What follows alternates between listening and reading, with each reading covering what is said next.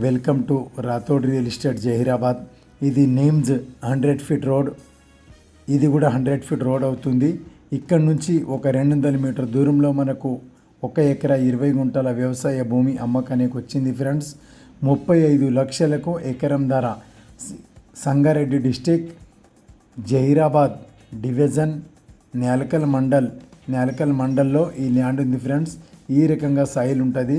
చాలా chance property.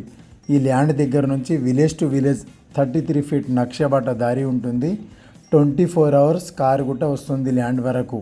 ఈ రకంగా పక్కన కనిపించేది విలేజ్ ఉంటుంది.